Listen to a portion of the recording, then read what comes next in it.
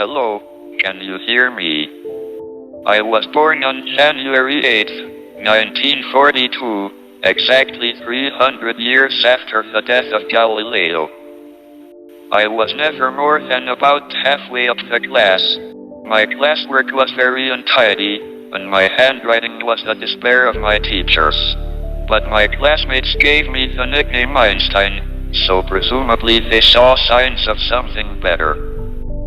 I had 6 or 7 close friends, and we used to have long discussions and arguments about everything, from radio-controlled models to religion. One of the things we talked about was the origin of the universe, and whether it required a god to create it.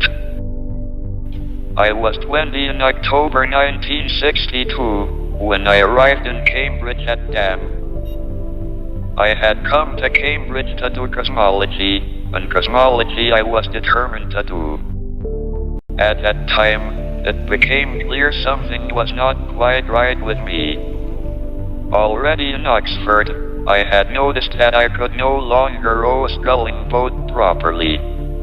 The Christmas after arriving in Cambridge, I went home. It was a very cold winter, and my mother persuaded me to go skating on the lake in St. Albans, even though I knew I was not up to it. I fell over and had great difficulty getting up again. My mother realized something was wrong and took me to the doctor. I spent weeks in Bart's hospital and had many tests. They never actually told me what was wrong, but I guessed enough to know it was pretty bad, so I didn't want to ask. In fact, the doctor who diagnosed me washed his hands of me, and I never saw him again. He felt that there was nothing that could be done. At first I became depressed. I seemed to be getting worse pretty rapidly.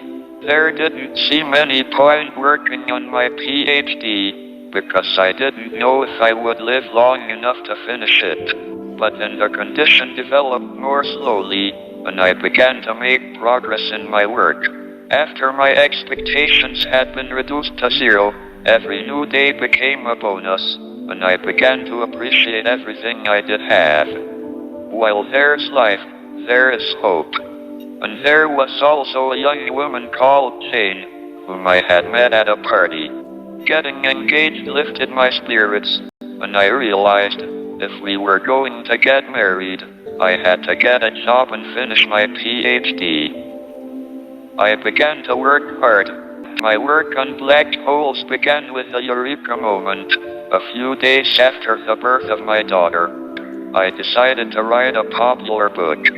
I thought I might make a modest amount to help support my children at school and the rising costs of my care, but the main reason was because I enjoyed it. While I was writing it, I visited CERN, and I became critically ill with pneumonia and lost my voice due to a tracheotomy. But I kept putting a lot of effort into the book, because I think it's important for scientists to explain their work. I never expected a brief history of time to do as well as it did. Not everyone may have finished it, or understood everything they read.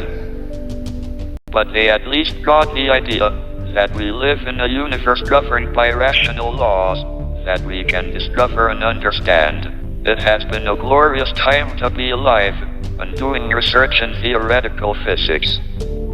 Our picture of the universe has changed a great deal in the last 50 years, and I'm happy if I have made a small contribution. The fact that we humans, who are ourselves mere collections of fundamental particles of nature, have been able to come this close to an understanding of the laws governing us and our universe is a great triumph.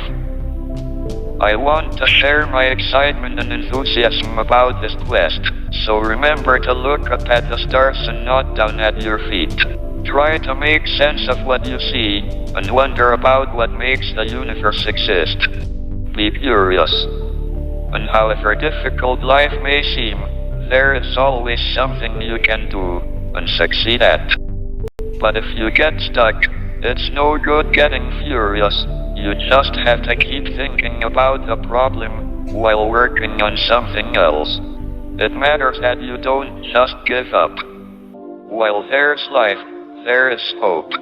Seize the moment. Act now. Be brave. Be determined. Overcome the odds. It can be done. I will end on a quote from one of my favorite science thinkers. The late great Mr. Spock. Live long and prosper.